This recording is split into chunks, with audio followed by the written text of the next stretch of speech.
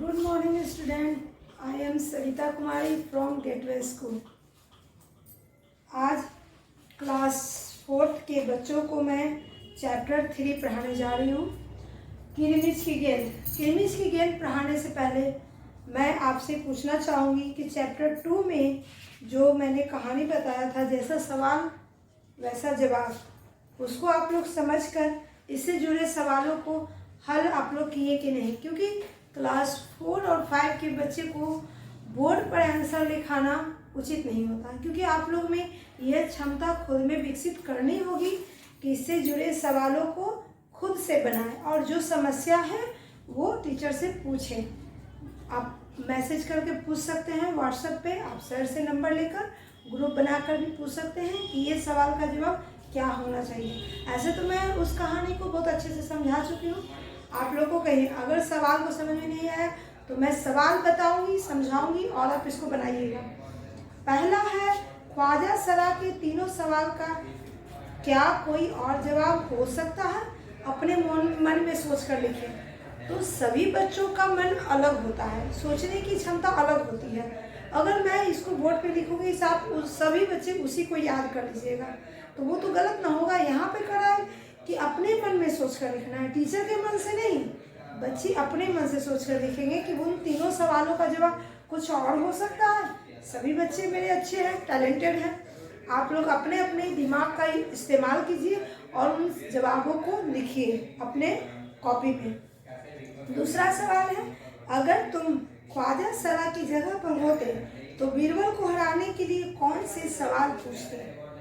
कोई ऐसा सवाल जो तुम्हें लगे कि बीरबल को ना आता हो, तो वो सवाल आप अपने मन से बना सकते हैं, लेकिन वो सवाल सही होना चाहिए। ये नहीं कि जैसा सवाल वैसा जवाब, वो नहीं, जैसे इन्होंने पूछा था। ख्वाजा सरा का बस चलता तो वे बीरबल को हिंदुस्तान से निकाल देते। अगर तुम्हारा बस चलता तो तुम कौन कौन सी इच्छाएं पूरी करना चाहोगे? तुमको अगर वैसा अधिकार मिला जाए बीरबल से टक्कर लेने का, तो तुम क्या कर सकते हो? या तो उसे बुरा साबित करने के लिए कुछ कर सकते हो, या उनसे कोई सीख ले सकते हो, वो आप पर डिपेंड है। ये तीनों सवाल आपको अपने मन से बनाना है, ठीक है? इसमें टीचर की सहायता नहीं लेनी है। उसके बाद नीचे है, नीचे लिखे वाक्य पढ़ें। तो ये तो पढ़ना आपको है, इसमें कुछ बताना है नहीं। एक बड़ी कहानी। एक दिन अकबर ने बीरबल से पूछा, बीरबल दुनिया में सबसे अधिक शक्तिशाली कौन है? आप लोग बताइए, दुनिया में सबसे अधिक शक्तिशाली कौन है? थोड़ा सा दिमाग पे जोर डालिए। मेरे अनुसार समय है। समय से बड़ा कोई नहीं है, क्योंकि समय ऐसा है जो अच्छे को बुरा और बुरे को अच्छा साबित कर सकता है, और समय ही है जो हमें मुसीबत में भी डालता है और मुसीबत से निकलने के उपाय भी बताता है। तो मेरे अनुसार समय से बड़ा कोई नहीं। आप अपने बुद्धि का, विवेक का उपयोग करके बताइए क्या है, क्योंकि यह कहानी में जितने भी सवाल है हम दोनों की बातों पर डिपेंड करता है। आपकी सोच कहाँ तक जाती है, मेरी सोच कहाँ तक जाती है, बस यही आपको। ये जरूरी नहीं कि आपकी सोच गलती होगी या मेरी सोच सही ही होगी, ऐसा कोई जरूरी नहीं। मेरी सोच भी गलती हो सकती है, टीचर है इसका ये मतलब नहीं है। बस अपना थॉट बच्चे के अनुसार कितना देना है वो समय, मेरे अनुसार समय है, आपके अनुसार क्या है आप जरूर बताइएगा हमको। बीरबल ने क्या कहा होगा, कहानी आगे बढ़ाओ। बीरबल ने इसके आगे क्या कहा होगा, इसकी कहानी को आगे बढ़ाना है, तो वो बढ़ाना कोई जरूरी नहीं। बीरबल की कहानियाँ बहुत सारी हैं, आपको जो स्मरण है वो बता सकते हैं। बीरबल की चतुराई के किस्से बहुत मशहूर हैं, ये तो हम लोग सभी जानते हैं। तुम भी बीरबल का एक ऐसा ही कहानी ढूंढो जिसमें वह अपने जवाबों से सबका मुंह बंद कर देता है। बहुत सारी कहानियां हैं, आप लोग अगर बीरबल की कहानियों को उठाइएगा तो बहुत सारी कहानियां मिलेंगी और बहुत सारे सीख मिलेंगे।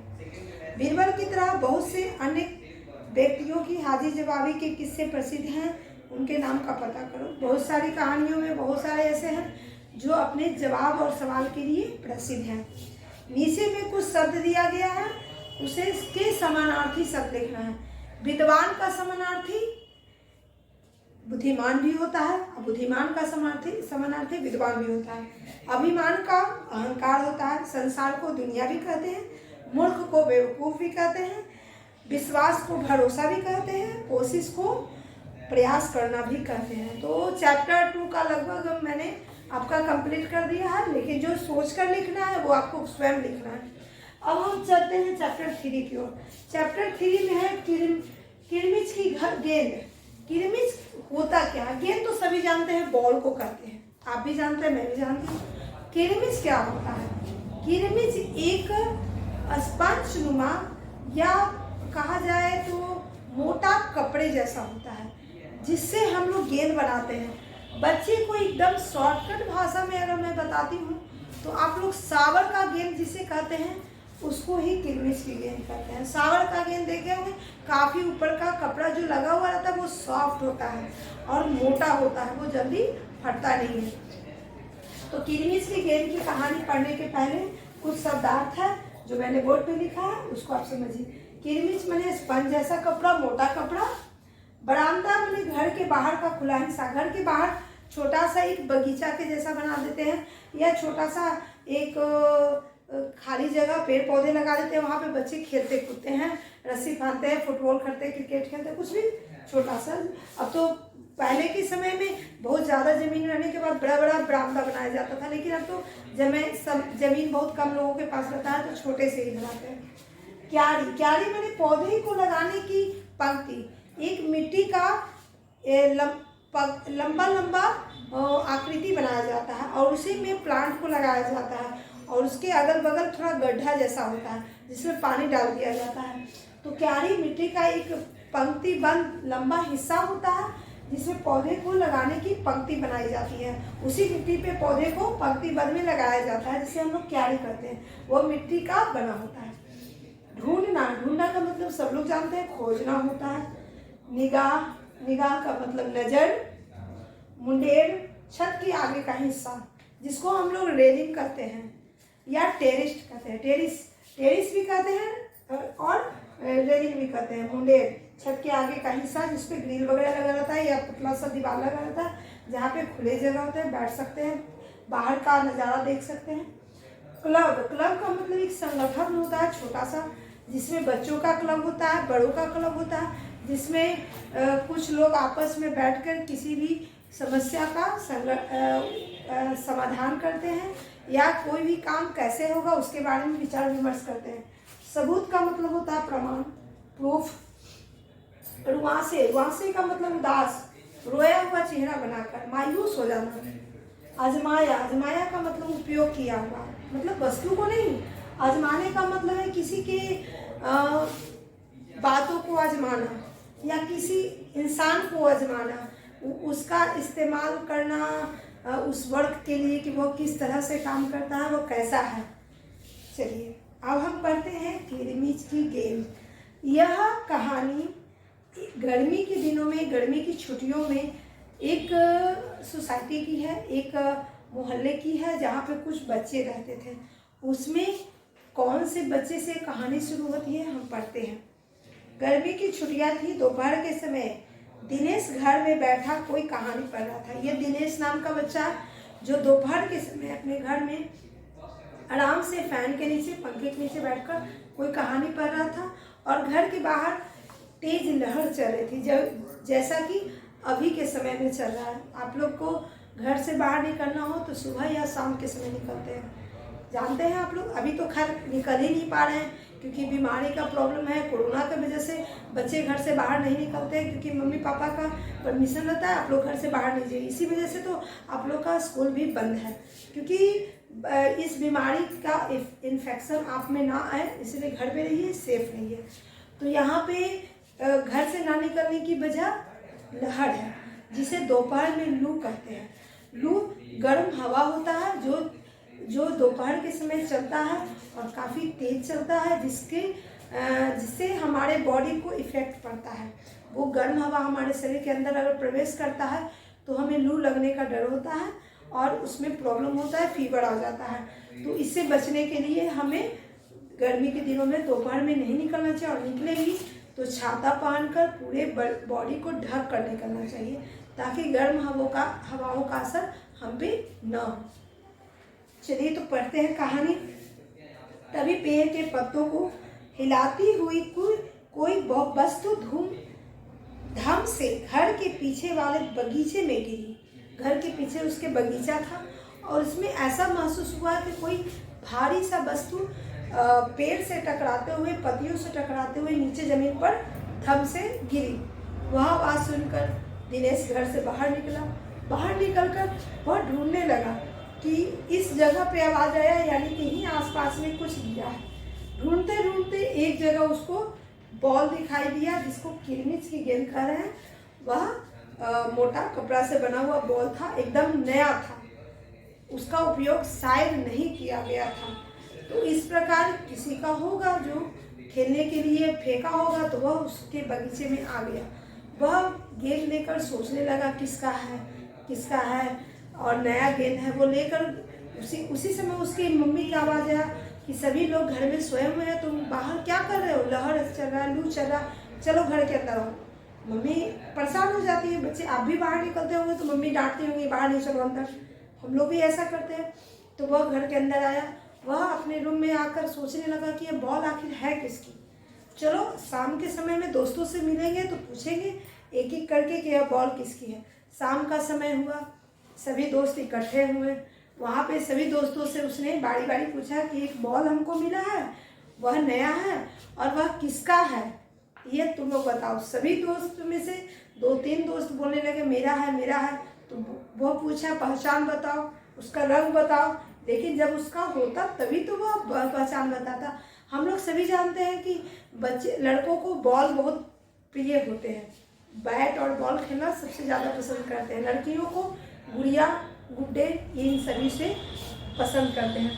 तो चूँकि वो दिनेश को मिला था, वो लड़का था, उसके दोस्त भी लड़के थे, तो वो सभी आपस में यही कहने लगे वो मेरा है। लेकिन यह किसी ने प्रूफ नहीं किया, सबूत नहीं दिया कि वह कैसा था और वह कब मेरा खोया था।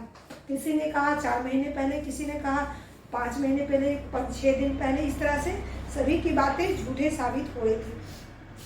काफ़ी देर तक उन लोगों के बीच बहस चला बॉल को लेकर, लेकिन यह किसी ने साबित नहीं किया।